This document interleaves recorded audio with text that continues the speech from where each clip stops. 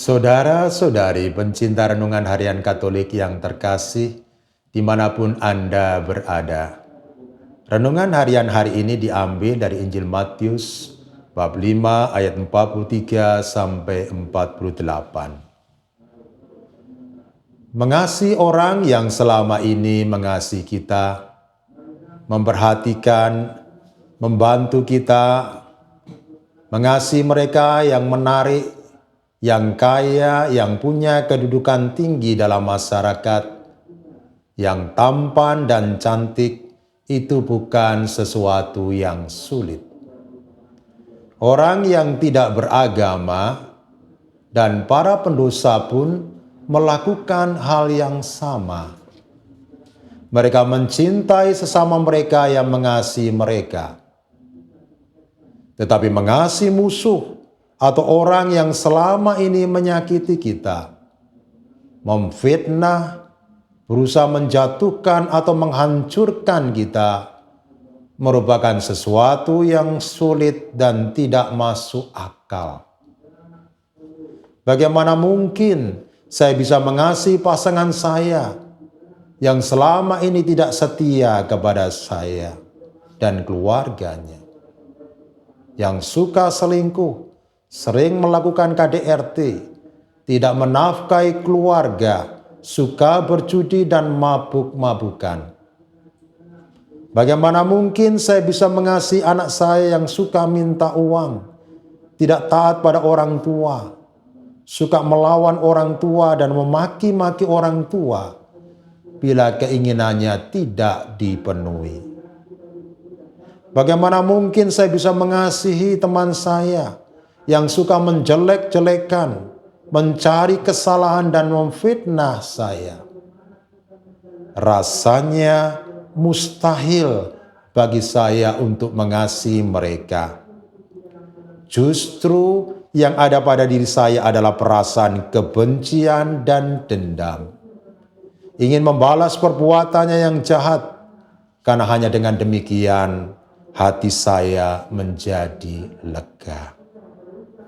Saudara-saudariku yang terkasih di dalam Kristus, kendati mengasihi musuh atau orang yang menyakiti kita itu sesuatu yang sulit, bahkan sangat sulit. Yesus dalam bacaan Injil hari ini mengajak kita untuk mau mengasihi mereka. Yesus bersabda, "Kasihilah musuh-musuhmu dan berdoalah bagi mereka yang menganiaya kamu." Pertanyaannya sekarang, mengapa kita perlu mengasihi musuh atau orang-orang yang menyakiti kita?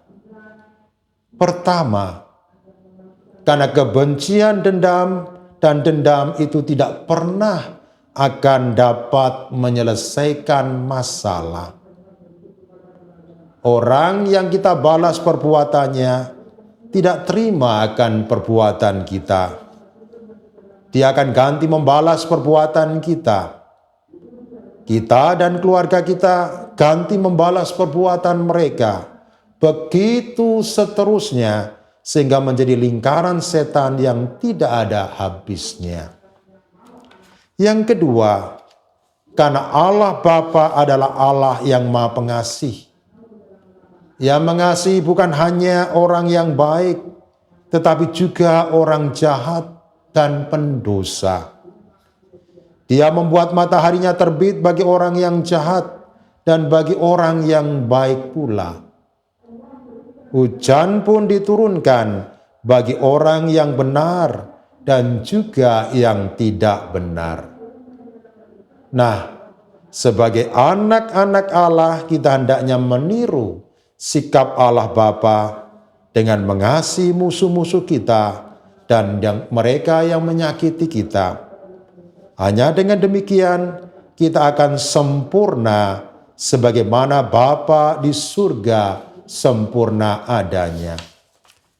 Yang ketiga, mengapa kita perlu mengampuni musuh-musuh kita, mencintai mereka, karena menyimpan dendam dan kebencian itu tidak pernah akan membahagiakan kita.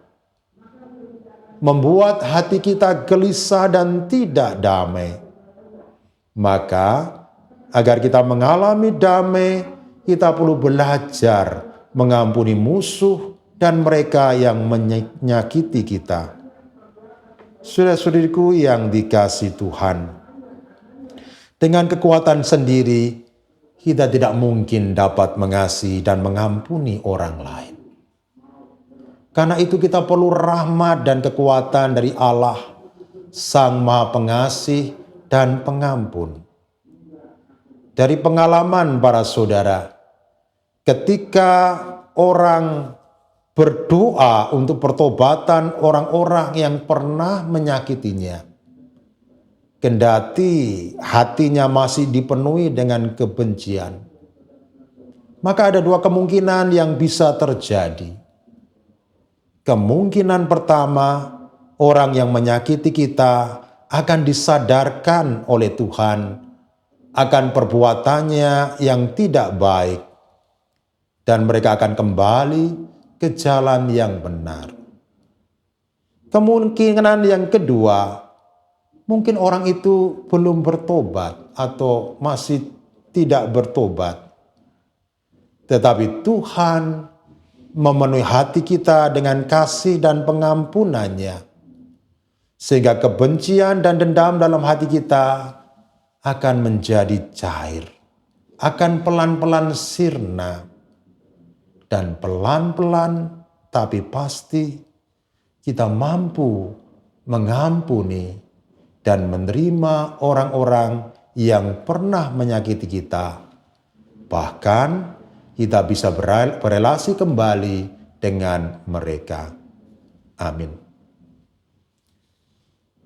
Marilah berdoa. Allah Bapa yang Maha Pengasih, Putra-Mu Tuhan kami Yesus Kristus mengajak kami untuk mengasihi musuh-musuh kami dan berdoa bagi mereka yang menganiaya kami. Engkau tahu Bapa, hal ini sulit kami lakukan, apalagi mengasihi mereka yang berulang kali menyakiti kami. Rasanya mustahil bagi kami.